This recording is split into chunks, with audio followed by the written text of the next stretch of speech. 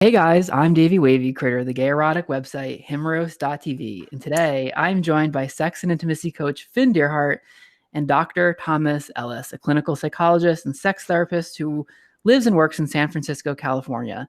And today we're talking about how technology is affecting sex, relationships, and mental health. So, spoiler alert, it's not all good. Just putting that out there. In case people want a synopsis, if you will. Yeah. So let's get started. Himeros Live is brought to you by Himeros.tv. Created by Davey Wavey, Himeros.tv is an erotic playground for gay and bisexual men with weekly explicit videos featuring authentic man-on-man action. Each video is co-created with gay sex experts to evolve your experience of sex and sexuality through pleasure, connection, and exploration. Join Himeros.tv for 20% off. That's as little as $11.96 per month at Himeros.tv/pod. That's Himeros.tv/pod. Himeros.tv, it's like porn, but better. Hey guys, welcome. Hey, what's up? Hello. Dr. Tom, welcome to the show. Thank you. It's nice to be here. It feels very relevant having you here because, well, we're in the midst of a pandemic where suddenly technology is our tool for connection and sex. And this week's Himeros.tv video is also based on a Zoom call. Yeah. Much like this one. Much like the one we're on now, but this one won't be quite as interesting, unfortunately. Right. And I'm wearing pants. You're wearing pants. Oh, I thought you were going to have a reveal for us. I love a reveal, but probably not today. So you're in San Francisco right now. I am. It's a beautiful day. Hunkering down in my apartment. I think I'm in the middle of week 6. Yeah, it is week 6. You and I are in a similar boat in that we both live alone. So from one, are you single? I am. So from one single guy to another, how are you doing? Thank you for asking. There's many parts about this that I love. One of the therapists I love, people may have heard of Esther Perel. She uses the word cocooning, and I like that term because I do feel as an introvert that there is some nice benefits to this. I feel like I've been training for this marathon, so to speak. But I do have moments where I'm hit with anxiety and a little bit of panic, and I wake up in the middle of the night and I'm longing for physical touch, for those face-to-face interactions. But I'm really grateful that I have work. You know, I'm able to see my patients via Zoom. I'm really grateful for that. And it's keeps me connected and sustained. So I'm happy about that. It does, the marathon analogy, I mean, does feel like we're running a marathon in this. I think what's frustrating, if I knew it was going to be like, what is a marathon, 26 miles? Like, if I knew it was going to be 26 miles and we're at like mile 22, like oh, okay. But I think part of what makes this so difficult is like, well, is it 26 miles or is it 126 miles? Like, we don't really know. And so we're like running, but like to what end? You know, it's a little exhausting. Exactly. Yeah. Yeah. Have you been able to, just for you personally, get some of that? Like, I know exactly what you're saying about craving touch and just feeling someone else's skin. Yeah. Like, have you been able to find ways to get that? I can touch myself, but I know the last time I touched somebody was 8 weeks ago. Though I remember it was after a session, and I work at a university, and one of my students was walking out, and we shook hands, and we both said, "We probably shouldn't be shaking hands now, should we?" I remember it very clearly in my mind, and it was the last time I actually touched somebody, and so. Having that thought, it's a heavy thing, you know. And in some ways, it's an experiment to show and to prove everything we've been, you know, that science has said about the need for touch and the need for face-to-face interaction. And you know, we torture prisoners by putting them in isolation, and so this really is living that. You know, and it's tough. It's tough. Yeah. It's hard to describe to someone. Like I walk in the mornings with an elderly neighbor, here in Palm Springs. She's with her husband, and we wear our masks and we chat, and like what a privilege it is to have someone that you can be. I'm sure it's challenging, as Finn has shared, to have a partner in a small space, but like just to be able to have someone who you can hug or like cry on their shoulder when things are challenging, like yeah. And I find it comes out at different times, and I'll be having these great days, and then suddenly I'll be, I see about 5 to 6 patients a day usually, and I've even been working on weekends now because people are in great need, and I have the time. I'm not going anywhere, so I'll be going along in that kind of mode of taking care of others, and then I'll have somebody say to me, "How are you today?" And it just brings forth the tears. They just, they come at really spontaneous times. Yeah. Wow. Good to feel those feelings. Yeah. Do you feel like doing your work with people sometimes, do you get like, if you have like a really powerful session with someone, does it energize you in a way that, not like a substitute for touch, but there's like something about this connection with how's that work? Yeah, that's a great question. I haven't thought about that. I think how I would answer it is 2 different ways. I don't know that it energizes me because I definitely am an introvert. And at the end of the day, especially Zoom, there's some studies actually that have come out that show that Zoom is actually more exhausting because we're using different parts of our brain. So I'm very tired. So I wouldn't say I'm energized, but I'm definitely nurtured and full. This work, I'm fortunate a lot of times where people are out of work and they're struggling, and people are struggling with finding purpose and meaning. I do feel I have been gifted to have, have meaning in my life. I know what my calling is, and I'm very grateful for that. Before we get into it, I'm just going to stop the recording just for 1 second. My mic is being a little funky, so let me just switch it up. Yeah. What is that noise? Can you hear it? I heard it. That it's like, oh, I'm masturbating. Yeah.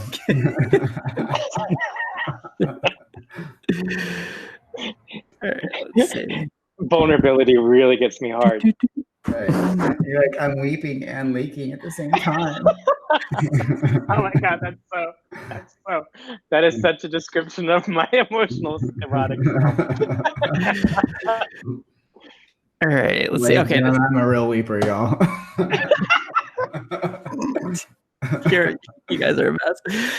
All right, so before we get into the nuts and bolts of everything, if we're not already there, I'm curious though, Dr. Tom, how you decided to focus on smartphones and technology, and and how it's impacting our sex. Like, I don't know, of all the things to kind of research and focus in on, why this? Yeah, it's a great question. A couple things. So I've been working at a university clinic for over 10 years, and I have seen the demand for services and the acuity skyrocket. And so to put it in numbers, we have an on-call service at night where we take crisis phone calls. And when I first started there, I could go 2 weeks without having a phone call, maybe one phone call during those 2 weeks. And about 3 or 4 years ago, it would be where we couldn't even go through the night without 4 or 5 phone calls a night of students calling in crisis.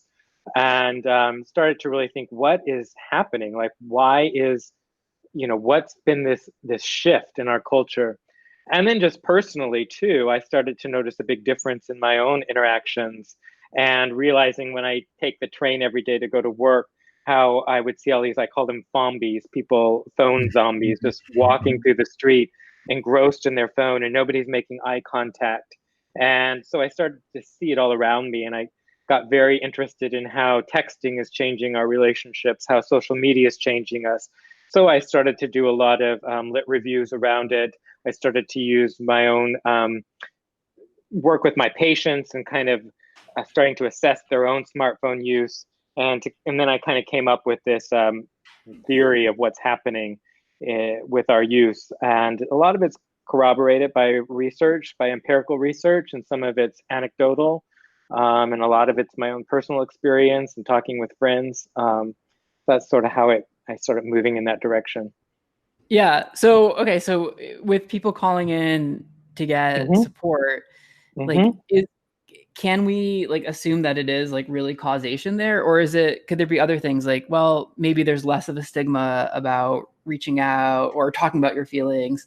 Can we really trace it to technology? That's a great question. So, in science and research, we like to make a difference between causation and correlation. But what the research shows is there's definitely a strong correlation between the amount of time that you're on your smartphone and the levels of anxiety and depression. And there's also been some studies that have shown a strong correlation between the 40% rise in teen suicidality in adolescent girls over the last 5 years. And when we look at what's changed in the last decade, is the proliferation of smartphones. Yeah. And we know in terms of demographics, gay men and teenage girls were kind of the same. I would agree with that. I learned that on YouTube many years ago. Yeah. Yeah. I mean, I see it as a loop. It's like a loop, right? Like, I mean, like anthropologically, there's this like principle that like biocultural evolution happens in a symbiotic relationship. It's happening at the same time. Like the biology of us influences the cultures that we make, and the cultures that we make influences the evolution of our biology further. Absolutely. Sort of if you look at like Silicon Valley, these devices were made to make us more in touch and to make, what's driving it? This idea of making life more convenient, more faster, but the technology is also sort of driving the culture as well. The culture influences the technology itself, and then the technology is influencing the culture, and it's this endless loop.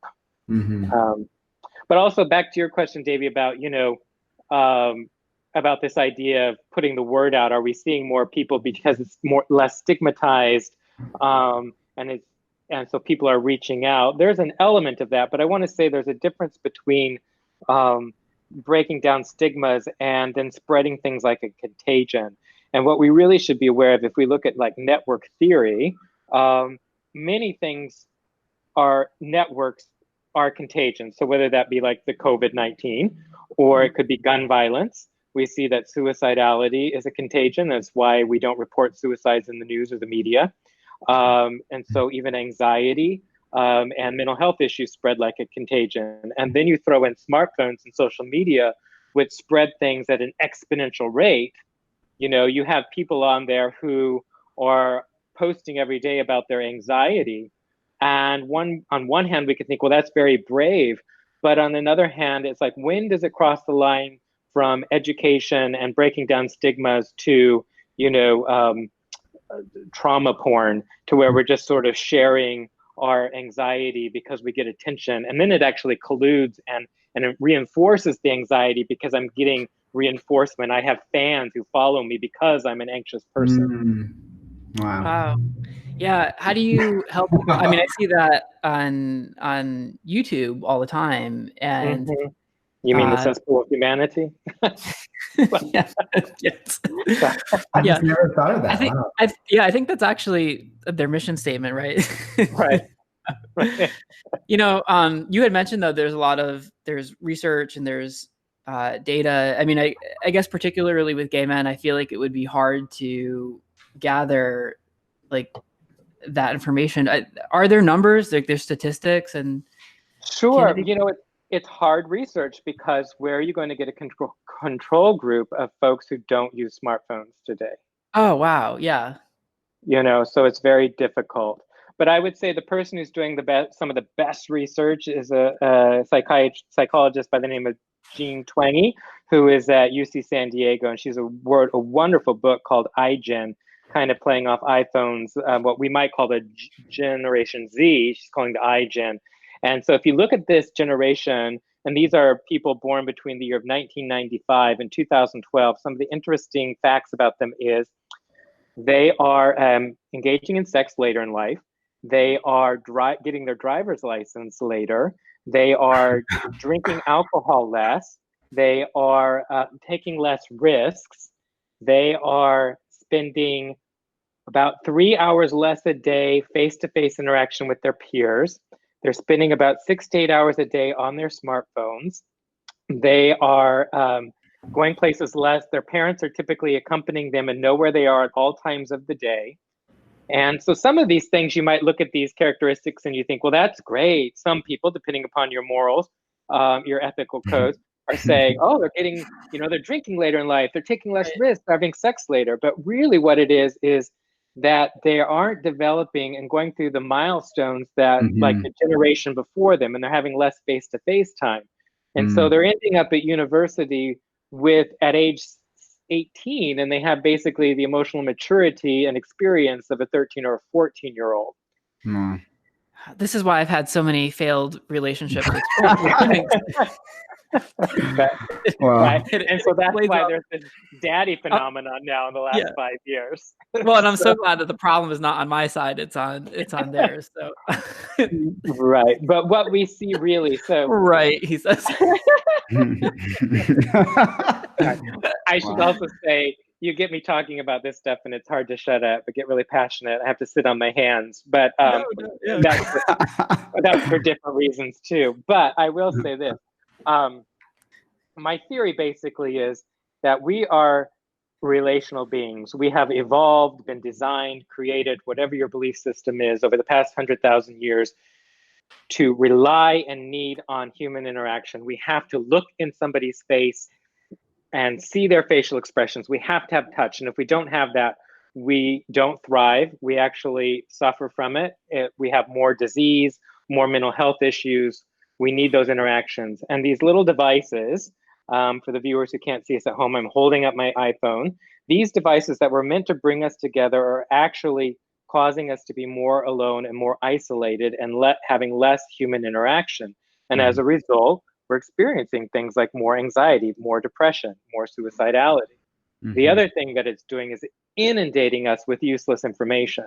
We don't need to have all that information, and it's coming at us 24/7. So imagine, if you will, about maybe 5 to 10 years ago, you would go to work, you would go to school, and you would immerse yourself in your day. And then you would come home at night and you might watch a half an hour of news, or maybe an hour, and it would be contained into that time frame. And oftentimes you'd be watching it with your family or your loved ones or your roommates. And so there's a sense of shared community as you receive this bad news. Well, now we have information coming at us 24/7 all the time. And some of it's not even real, to coin the term fake news. So it's a very scary time. And then you add on top of that the breakdown in our attachments, our face-to-face attachments. We're already anxious. And then my third point is about this idea of introspection. So, or solitude, the art of solitude.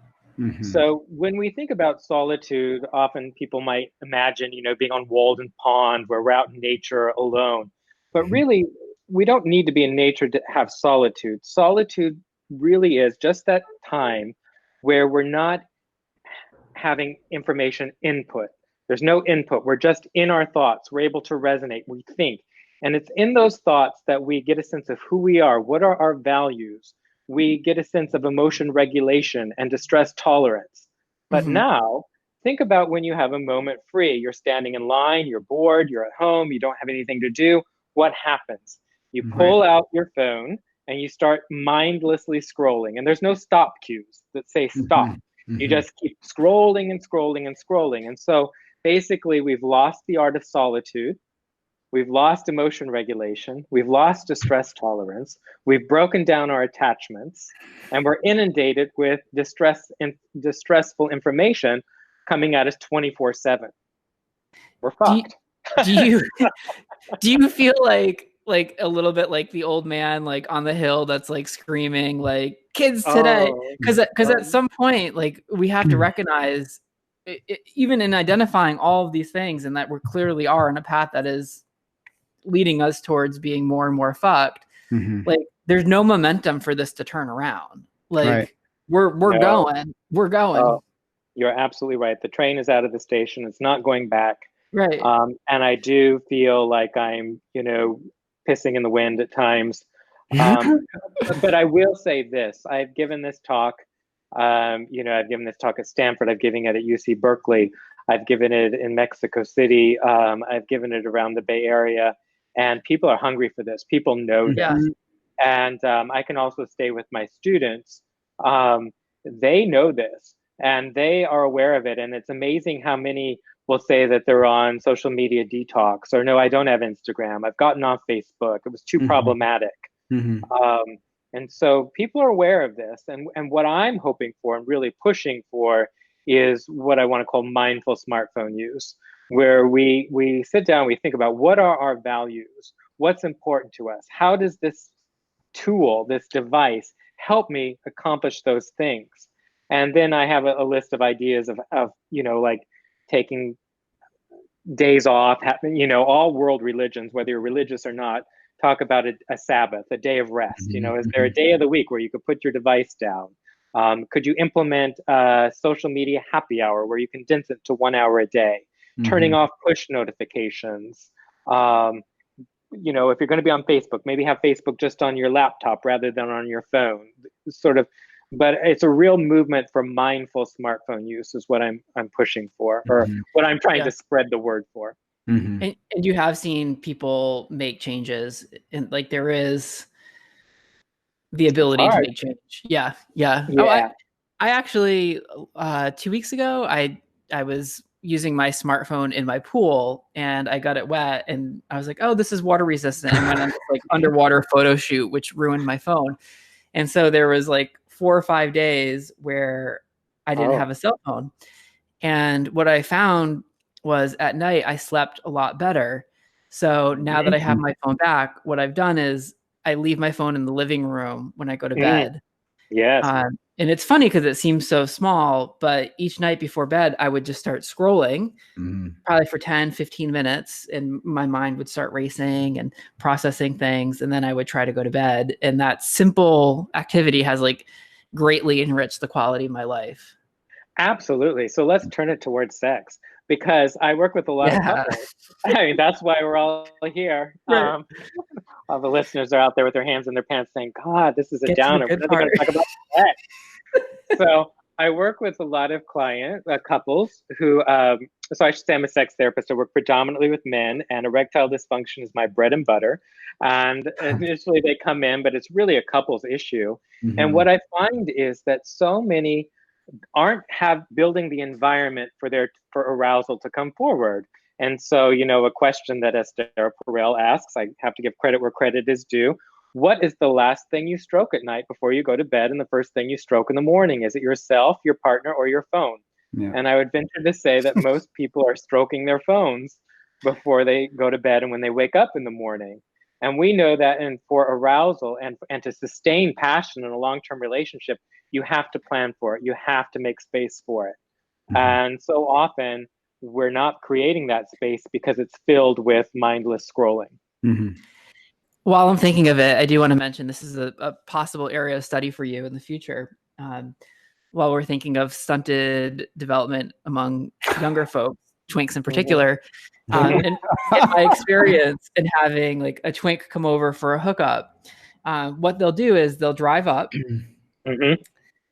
they'll pull their car into the driveway, they'll turn their car off, and they'll text you and say, I'm here. And I live in Palm Springs. It's 115 degrees. I do this as an experiment. How long will they sit in the car? Will they sit in the car until they cook before they actually walk up to my door and knock on it? And I'll just wait. Yes. What you're talking about is people have not developed social skills. Yeah. It's stunting social skills. They'll just sit there in their car, staring at their phone, waiting for me to say, okay, great, come in. Well, I have a question, and I don't disagree with you at all, Tom, about this. Like this, I think we talk about this a lot, but the social skills piece, like, again, I'm trying to think anthropologically around it. Is that a social skill, or is that like the skill has like shifted into a different behavior in this particular? Because attunement is definitely, like eye to eye, but like knocking on the door versus sending a text is kind of like. It's the new norm, but I'm like, I don't know. Sure, it's a great question, and there are certainly some shifts in our culture that are changing, and those will catch up in time. But what I will say in general is we've taken over 100,000 years to evolve to where we are today. Smartphones have been here 10 years. Mm-hmm. And a lot of the apps that we're using are less than 5. And so in a flash of a second, we are changing the way we communicate and interact with each other, and our brains have not caught up with it. Totally, yeah. I haven't registered. So let's talk about, I mean, I imagine we talk about Grindr a lot on the podcast. That's my poison. If you haven't poured a drink already, go ahead. How has that impacted? I mean, guys now are probably 20 years ago would meet in a bar, a bathhouse. Mm-hmm. Now I suspect it must be almost entirely online. If I was I was a PR person for Grindr or Tinder, and just to kind of play the like devil's advocate, I would say something like, well, like Grindr has enabled like a certain efficiency, like who has I don't have the time to like walk into a bar and say, okay, like I'm looking for a daddy tonight. Who's a daddy? Raise your hand. I want you to be at least 6 feet tall, hairy, and into fisting. Like on Grindr, very efficiently, I could find that person, you know, or Scruff or Daddy Hunt. Oh, you just gave a beautiful example. So I want to peel that like an onion. I do too. There's so much I want to say. Go. So, you know, you're right. And first of all, I want to say I'm not a Luddite. I do like my iPhone, and there are certainly advantages of it. I think that one thing that we can learn from Grindr is about consent and talking about things in advance. You know, because you've put it all out there, what you're going to get, and you've agreed upon it before it happens. And that's a beautiful thing. However, you know, there's also this idea of being so rigid in what turns you on and what you want. And one of the things about life is being able to have a good sex life is to be open, to be, you know, to be open and not foreclosed on experiences. Maybe you think that you want a daddy who's going to fist you, but maybe you'll go home with that twink who's going to look at you in the eyes and gaze at you and worship your body or something, and have a completely new experience that you weren't expecting. You know, it's sort of living life and being open to experiences versus being so set and foreclosed on exactly. So what we've had, is this shift from this idea of I'm going to go build a relationship, I'm going to go build an experience something, to I'm going shopping for an experience, I'm going shopping for a relationship. And if you don't check all my boxes, then I'm on to the next swipe right, and there's 1,000 others in line waiting to fill that. And, you know, it's not reality. And what I work with so many single men and gay men who are lonely, who want to connect, and they're trying their damnedest. And if they don't fit all the boxes, they go on a date. First of all, if you're lucky enough to have somebody show up on the date, not flake an hour beforehand. Right. But if they show up, then suddenly it's like a job interview. And they're asking you if you check all of these boxes, you know. But that's a little different than Grindr. But Grindr, you know, it used to be you could go out to a bar, you could go out alone, and you stand around and you think, well, somebody will buy me a drink, or I'll buy somebody a drink, or I'll start talking with somebody. But now, if you go to the bar and you're alone, you end like a contagion, because things spread. If you see somebody pull out their phone, then inevitably you pull out your phone. And how often have you been out and you've seen some guy that you thought was really cute? You wanted to talk to him, but you didn't because you're too shy. You lacked social skills. And so, or, you know, the social anxiety. And that's another thing. We do see a strong correlation between smartphone use and social anxiety. And then you get home and you see that guy online, and suddenly you reach out and you have a conversation via Grindr. Wouldn't it be a beautiful thing if you were able to approach that guy in the bar and have a real-time conversation and see how he smells, or how he walks, or how he moves? Is there chemistry? Rather than have them show up at the door and be like, oh, that's not what I was looking for. But if he rejects me on Grindr, I don't have like high stakes there. But if I look him in the eyes in person and say, oh my God, you're so full of nuggets today. Sorry, I interject because you say these important things. Like, it's easy. Yeah, you can reject me on Grindr, then I won't feel it. I won't have to expose myself to pain. And if you want to talk about snowflakes, this is why we get called snowflakes, because it like builds some resiliency, grow a pair. You want to use them, you know. I love it. And how we build resiliency, how we build confidence, is a combination of failure and success. Hopefully more success than failure. But the famous psychologist, Dr. Albert Ellis, no relation to me, though I wish he was, he had social anxiety when it came to dating. And so what did he do? He went out and sat in Central Park and he approached over 100 women and they all rejected him. He was an ugly man. But the fact is that he, through all of this rejection, he grew strength and resiliency and self-confidence, and that's what we're missing. Mm-hmm. So Finn, it sounded like you were on a similar boat, that thinking that like I shouldn't be looking at men like I'm ordering a pizza at Pizza Hut. Like, well, that's what I was gonna say. Yeah, I mean, to me, I love it. I love this topic a lot. I think that it's illustrative of the state that, I don't want to generalize, but I think I say that we all are in this way. Like, how do we get back to a sense of self? It's like a connection to self, like that's what sex is to people in general, is like something that you order and pick out versus a thing that's like coming from the inside of an expression of how you feel about the moment or about this way that you're connecting with someone. And like, oh my God, I want to take this further, or no, I don't, I want to move on. It's different. And I didn't, like I said, I think y'all know this. I cut my teeth as a gay guy in the closet, and I was cruising all the time.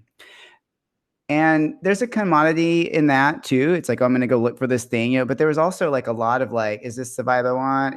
How does this feel? Oh, this isn't feeling good. Or, there's a lot more negotiation in real time that it's like empathetic attunement, like you can kind of feel the energy of somebody as he's like touching you. And if I like this or not, I don't get to have that experience like through the phone or the digital space, so it's just like it heightens the, it's like the imagination, it highlights the important thing that I've been saying about sex all along. Like it's the imagination that transforms sex into something meaningful, or like what we want it to be. So, yeah. And in the phone, yeah, I think it gets in the way of that like imaginative space where I need so much solitude. Like, oh my God, that's one of the things that's like, it's hard in the house because it is like, and I love how you said this, Tom, because I've not really put this before. It's like, I'm not taking in something information wise. And it's like, if I'm in that space where I need that, it doesn't matter if it's like my dog or my partner, just having a simple question or whatever. It's almost like, oh,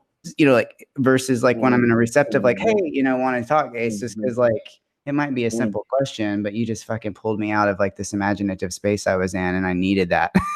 And the phone will do that. It's like a text will come in, and then the trained part of me or conditioned part of me will be like, oh, I should look at that. I'm like, no, I shouldn't fucking look at that. I should turn this off now so I can stay in the state of, where I'm at. Yeah. Yep. It's like that Charlene song, I've been to paradise, but I've never been to me. You think, I bet if you asked people today, I mean, just for myself, my good ideas come to me when I am taking a shower, or if I'm like doing sprints or something. And if whatever those moments have in common is that they're moments where I'm not taking something in. Totally. So I have time to actually process and think. I can't use my smartphone in the shower. No. Eventually, we probably will be able to, and it's going to destroy that moment too. Oh, I've been at the gym and sitting in the steam room, and people are now bringing their smartphones into the steam room. That's so they can take pictures, though. No, well, that too. But can't we even? Is nothing sacred? Can we not sit here in the steam room? Yeah. Like one of the number one coachable things that I'm talking about with clients a lot. It doesn't matter if they're single or if they're partnered. Is like, create realistic expectations and boundaries about your phones.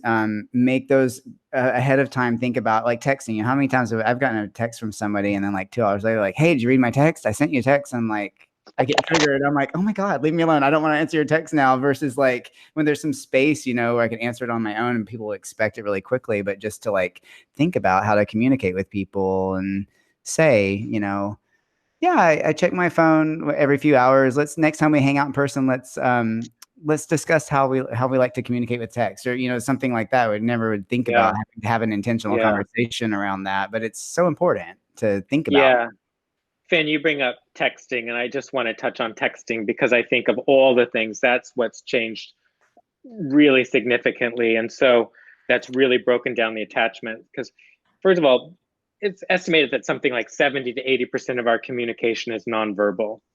And so when you think about losing that via text, it loses nuance. So when I'm working with patients now and they come in and they say, I had a fight with my partner, I will ask them, was this fight over phone texting or was this face to face?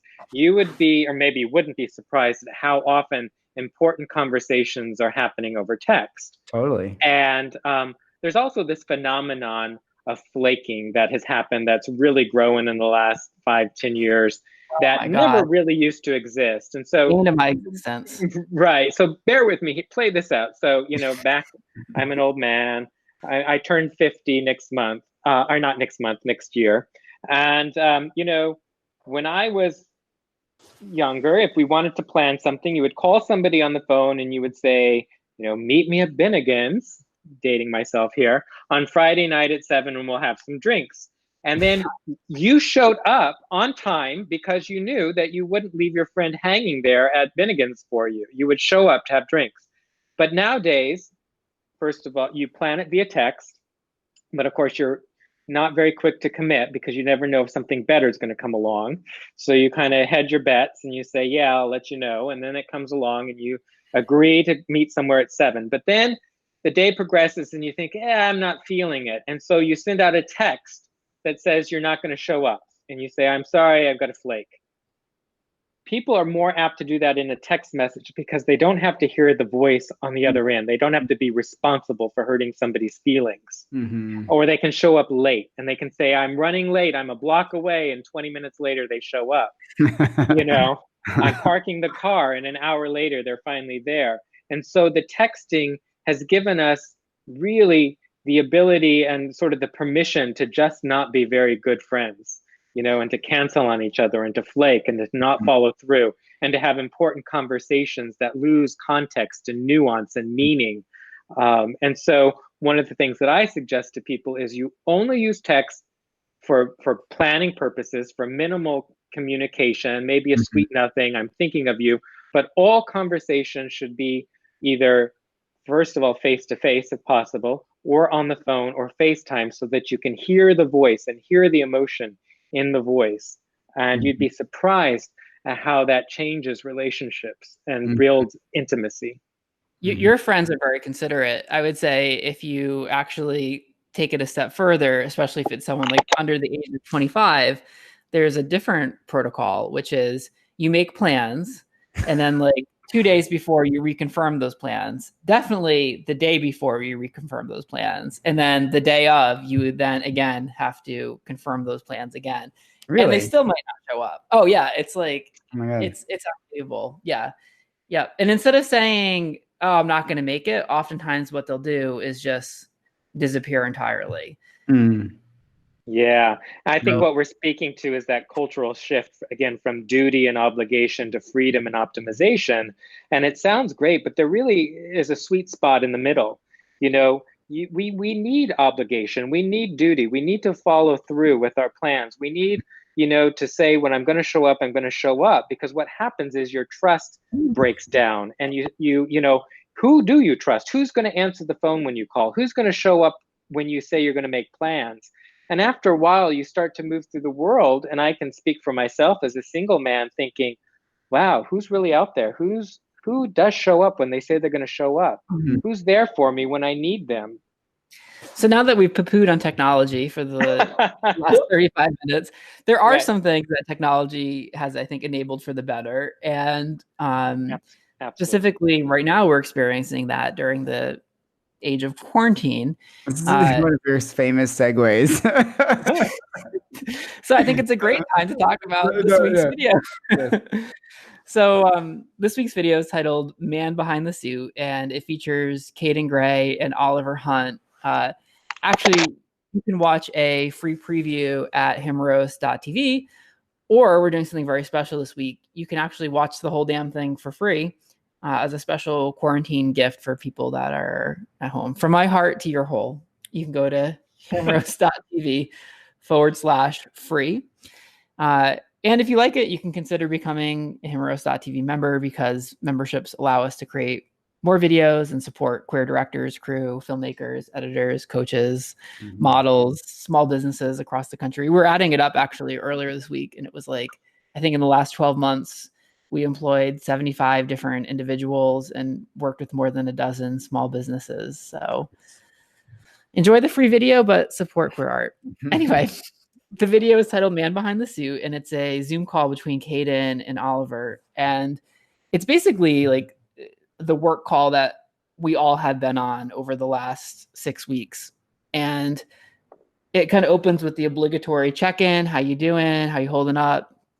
And they talk about, being a little restless and having cabin fever. But whereas like most of us on our work calls would hold what I would call appropriate boundaries, this Zoom call does what we wouldn't do. And Oliver says something about like trying to keep things interesting for himself. I forget how he puts it, but Caden like really latches onto it. And he's like, no, like, tell me, like, what have you been doing? And there's this like awkward dynamic between the two that for me, it just kind of builds a lot of tension. And I'm like, oh, like what's going on here? So finally, Oliver reveals that even though he's wearing a tie and a button-down shirt, he's pantless and he's wearing a jock strap on the bottom half. And then, well, you don't really have to use too much imagination to know where it goes. Well, actually, because you can just see it for yourself. Okay, so overall, what are our impressions? What did we think about the video? Were there parts of it that you found particularly enjoyable or fun? Finn, we'll start with your thoughts. Which one do you want me to answer? All of it? Smorgasbord. Yeah, what are your thoughts? I love their banter. The reason I wrote I've talked to a lot of my clients who are playing with this concept already. There's always like guys that wear like, leather underneath their business suits or things that it's like playing with their like, the fun around having secrecy, but also for me, the idea of integration. I'm so interested in that. So I love this because I wanted just to push back and ask questions about those boundaries. Like, you're talking about appropriate boundaries, and I'm not insinuating that there shouldn't be boundaries. That's not what I'm saying, but I am saying, like, I find it to be so challenging that like in our culture that like sex is in this compartment that's like inappropriate and stigmatized and therefore is surrounded by a shit ton of ensuing problems, right? So the sex isn't the problem. So I like that in this one, it's like this uncomfortable dissolve around that. And that was the whole intent. I thought it was fun. I like their banter. I love Caden. His improvisation real time. He loves doing that. So yeah. So tell me a little bit more about the boundary, because I read it as there's also part of this that got cut, which was Caden clearly, I think, was kind of presented as like the boss. That part kind of got cut out because he was saying he said he spent like the week firing people or something like that. Yeah. No, I'm not trying to merge like these dynamics, like power dynamics and like coercion. But what I am saying is I don't think that sex belongs in a compartment. And I think the fact that it is in a compartment is why we have a host of problems around sex and unclear issues around boundaries and like just shit around it. And so I think if it were more integrated for people and like something, celebrated early on, venerated more so than like denigrated, then we wouldn't have all those issues. And so that's one thing I like about this, because it is like, this is so taboo. Like that's not supposed to happen, quote unquote, with like people at work. You're like, this is inappropriate, not safe for work. That drives me crazy. Not safe for work. I'm like, whatever, my fucking mouth, whatever I say at work is the same thing I say at home, like it. That's that kind of, I like to push on that assumption. And I'm not saying there aren't spaces that we should not necessarily bring sex into it, but I don't think that it's like, that's not appropriate, quote unquote. I mean, listen to the diction, what's not appropriate about it, the use of it or the subject itself. It just seems so it's backwards. Yeah. Dr. Tom, what were you thinking? Lots of thoughts. Thank you. I would start off by saying, obviously boundaries are important, and this is fantasy and it's entertainment. It's not reality. And obviously, I would be remiss if I didn't say that, it's important, especially in this day and age, we realize in a workplace when there's power dynamics, et cetera, that we don't exploit and we don't cross boundaries in the professional space. with that being said, this is fantasy and it's entertainment. And I think one of the things that we know about eroticism is it's about mystery, taboo, novelty, the unknown. And so for many, one reason this might be so erotic is because it is forbidden. This wouldn't and shouldn't happen in a professional environment. Now, I think what Finn is speaking to is this idea that we have to compartmentalize. We live in a world that's very dichotomous. You're either good or you're bad. You're this or you're that. Right. You know, and we've learned in this day and age that for men, because we're not ever taught to talk about our sexuality and to understand our desires, we learn to shut them off. And either you're a monster and you're a predator, or you're a virgin, you know? And I think what we really want to help people to do is understand that we are sexual beings, and we're sexual beings all day long, and we're sexual beings at work. And to be able to understand that and to acknowledge that. And in fact, I think when we cut ourselves off and when we try and deny things is when we really tiptoe into dangerous territory where we don't understand our feelings and we're more likely to act on them.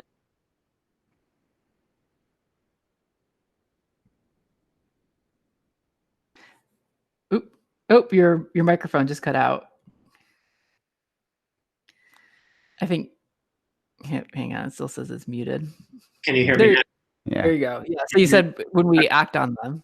Okay, when we act on them, well, I'm getting into some really controversial material here, so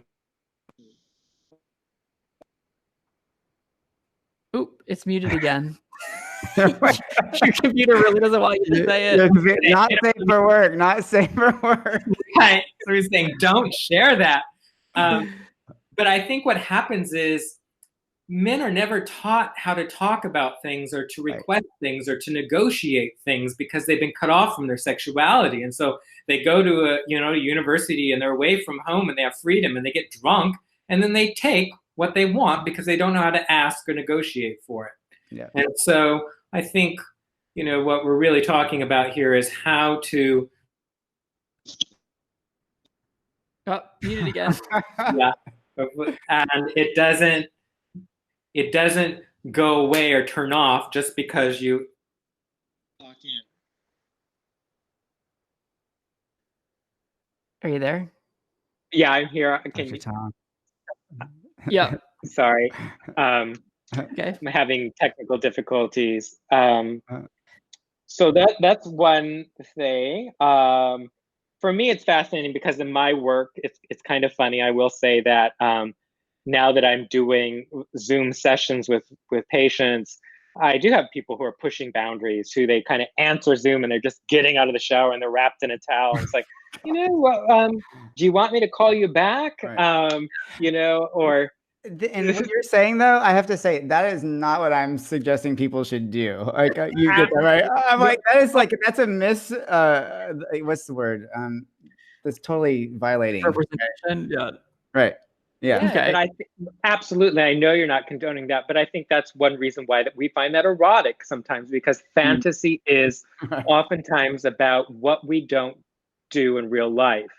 And sometimes, we can role play and we can find partners who can enact these things.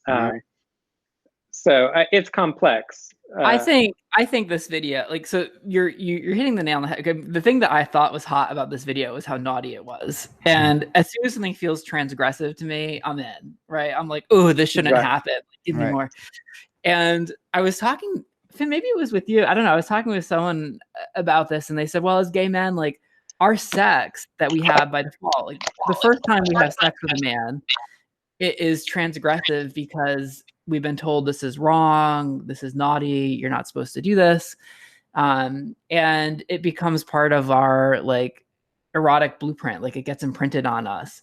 Totally. And then so when we see, a situation like this where I'm like, ooh, or condoms, we were told that we needed to wear condoms. As soon as we were told that we need to wear condoms, they lost the battle. As soon as someone says don't bareback, gay men are transgressive, we're gonna bareback. And I also wonder, for maybe the same reason that telling gay men that they can't touch one another during this pandemic, like how long is that going to last before it backfires? Well, Lots it of already thoughts. is. It already Yeah. is. It already is backfiring. Yeah. Yeah. I mean, yeah. Well, I mean, when I hear that though, it's such a bigger discussion than sex. I totally agree with you. Like the violation and prohibition and like what you're like, as soon as they're told, and then is the part that I'm like, yeah, and how many ways in our lives do we do that? And is that super helpful in the end? That's my question. To I mean, ourselves for being I'm actually one of those transgressive. people. I'm very rebellious. Yeah, but Yeah. it's sometimes I've had to temper it into tenacity versus like just rebellion by default. Like it's not been helpful for me always either. Oh, I'll say this. I've had a lot of pain because of that same trait. Mm-hmm. Yeah. Yeah. It doesn't always work in your favor. Yeah. No, but it is very much a part of like, gay sex, I think, is a lot of that. I'm generalizing, but there's a lot of that in gay sex for sure. And that's celebrated too, like it's and because we hold that, I think, for the culture in I a way that is wonder, helpful. I wonder how, like bareback is like probably the biggest genre in gay porn. I wonder if that like term is even used in straight porn, like it's just because it's such a part of our culture and like we need to wear condoms or else we will die. Like, I would be curious to see. I don't know. I try to be compassionate with myself, with other people. Even when we were talking about like people touching each other during quarantine or not, I think I find myself like I still take walks with my elderly neighbor. We wear masks, but we have this.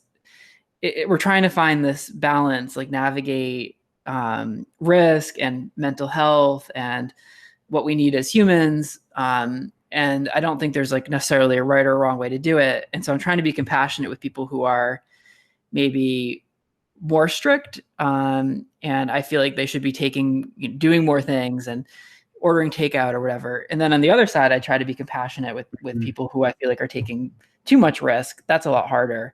I mean, I'm here in Palm Springs and I open Grindr and there's gay men that have illegally rented Airbnbs having pool parties with, 10 of their friends from Los Angeles. And like that kind of, I find myself hard pressed to be like, well, really? Like, I like this. I've heard that same thing too. I think that a lot of people don't realize the impact. They're feeling maybe this is generalizing, but they're feeling disconnected themselves to the whole of everyone. They don't even necessarily feel the impact that it has. They're being not connected to too many holes might be the issue. Right. There's something I wanted to say about the technology piece. I think it's really interesting that I've noticed a lot with some of my clients. There's something too that I think if I were to reduce it down, like to just intentions, like living an intentional life already like elevates so many things, and like using intention around the phone and around technology can be so powerful, and like I've had some of my clients that are having really profound experiences with guys virtually right now, because they have it on the phone or because it's on technology, because there's a distance and a safety where they wouldn't go to a workshop before, but they're letting themselves kind of like do something a little bit more risky with themselves because it's like at the end of the day, they're in their own house and they can just shut it off. And, so I've noticed that too, but they're really going into it with their eyes wide open. It's not just a reactive state, they're like, okay, I really want to make this special tonight. But they're taking risks that they didn't take when they had the opportunity to meet people before. Dr. Tom, do you get a sense of like how gay men are using technology or things like Zoom or FaceTime to like safely connect with each other? Or have you seen any of that? Yeah, during this time of the COVID? Yeah. Absolutely. I mean, I can speak personally, living here alone, I certainly am on board with having the Zoom happy hours. I'm connecting with my friends who live in DC. A lot of my friends, because I live in San Francisco, a lot of my friends exited the city when this hit, and they were off in the country or at their homes or with family and stuff. So I don't really have a COVID buddy to take walks with. So I'm very dependent upon that connection. And I have a few guys that I have romantic interest in that this is sustaining us now, is being able to connect via Zoom. And, I think obviously Pornhub views are up. They're giving it away for free. They're giving memberships, but they don't need Pornhub because we have Himeros, and so that's the better alternative there. But but definitely it's an outlet for sex. And I think what's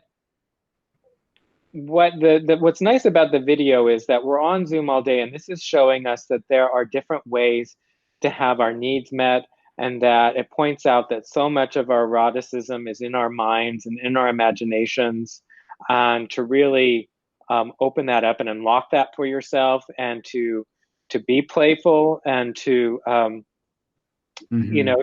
to expand your horizons, expand your definitions of sex, expand how you experience pleasure. Don't foreclose that it has to be this XYZ only for you to have pleasure. Mm-hmm. In the last few minutes that we have, I would love to answer some audience questions. If you guys have any questions at home, you can send them to Davey at daveywavey.tv, or you can leave us a voicemail at 612-470-5729. All right. So question number one. Hey, everyone. I love the podcast. I was wondering if you guys could talk about addiction a bit more. I know that Finn said most people aren't actually addicted to sex, but I feel like I'm addicted to Grindr. Is that even possible? I can't stop checking it for new messages and new guys. Usually I don't even hook up with the guys, so it's not like Grindr is giving me tons of sex. I'd love some insight from you guys. This kind of reminds me, and I feel like I kind of fall into this boat at times. When I'm on Grindr, I feel like the lady at the slot machine in the casino, and I'm just like pulling the handle, and because you do occasionally find something, like you get a hit every now and then, like you keep pulling that handle, and sometimes you get a hit in 10 minutes, and sometimes it takes an hour and a half. But I relate to this question. Yeah, if I could take a stab at it. I just want to say, as a psychologist and a member of ASEC, which is the American Association of Sex Educators, Counselors, and Therapists, we do have a stand that sex addiction isn't a valid term. There's not enough research to support it. But that being said, I don't like to get into semantics. When somebody comes and says they feel like they're addicted to something, I want to understand why they're using that word and really speak to the experience and speak to, understand why they're using that word. But we throw addiction around so much it can lose meaning. Mm-hmm. But what I would be curious about is really understanding. It sounds like you're ambivalent about your behavior. And when I use the word ambivalence, I don't mean indifferent. Ambivalence means equally repelled and equally attracted at the same time. So there's something about that behavior that you keep doing it. It's giving you something. You're receiving some sort of positive benefit from using it, but there's something about it that feels problematic to you. And I would want to explore what that is. Is it rooted in shame around your sexuality? Is it rooted in the amount of time that you're doing it? Do you feel you should be doing something else? I would want to know if you're using it because you're feeling lonely and anxious, and this is a way to manage your anxiety. Are you lacking confidence in going out and meeting people? There's all kinds of reasons that we might turn to behaviors over and over. And it's a matter of really kind of understanding how it's serving you and why it's causing you problems. Mm-hmm. Yeah. Yeah, I totally agree. Go ahead, Davey. I was gonna say, if I put myself into this, like, I think what I get from Grindr is the connection. Like when I'm feeling lonely, I find myself reaching for it. Mm-hmm. And the downside for me is just the amount of time. Like, oh, okay, I spent 45 minutes on Grindr. Oh my God, the things I could have done. Mm-hmm. But I guess you're right. And it could be multiple things and different things for different people. Well, and I also want to say that emotions aren't like contained little packets of a label, right? This is loneliness and this is sadness. I mean, there's like kind of a layering effect of them. And, when I'm lonely, for instance, if I peel that, sometimes it's like I want to get inspired about something too. And like I might be having this experience of loneliness, but like for some reason I get as I'm listening to music, I'm like, really, oh, that's so cool. And I just get into a different state because I'm flowing and I get inspired. So my question to this guy would be like, or even to just slow down, before reaching for it, if you can, and like take inventory of your emotional state. Like, what am I feeling right now? What is this? What is it that I'm really wanting in this moment? Is it sex, or is it like, I don't know, some other thing? Yeah. Yeah. And sometimes when you're breaking a habit, you've got to have somewhere to go. You have to have something to replace it with. Yeah. So, for example, if Grindr is your main way of connecting with other gay men, if you just cut it out, then there's kind of a hole in your life. Yeah. We're talking about the hole that Davey's filling, but we're talking about, what then are you going to replace it with? Is there a way that you can then go out and meet gay men or get that need met for yourself? Mm-hmm. So just kind of going cold turkey and cutting it out, you may not be filling the need that you're turning to Grindr to fulfill.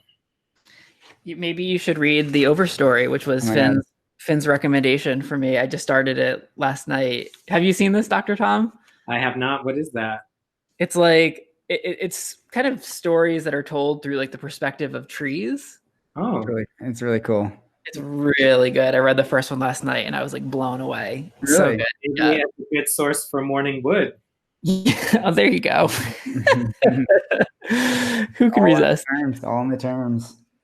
So, well, this was really fun, Dr. Tom. It was a delight to have you here. Thank you for taking the time to chat with us. Oh. I think I'm back. Technical difficulties, thankfully, is at the end. Yeah, this was a lot of fun. I really appreciate you inviting me. It was a fun time and a good way to break the monotony of COVID isolation and home imprisonment. Totally. Dr. Tom, where can people get more of you? Well, it depends on what context. So they can find me on my website, which is drthomasellis.com, drthomasellis.com. Awesome. And Finn, where can people get more of you? I almost gave my phone number. FinnDeerhart.com, FinnDeerhart.com. Awesome. So next week we will be discussing a very appropriately titled video called "I Am Alone." I am alone. Very relatable, and this just happened to be in our lineup. It wasn't something that we specifically made for this, so it's funny how things work out. And remember, you can join Himeros.tv for 20% off at Himeros.tv/pod. Thank you guys so much for listening, and as always, more to come.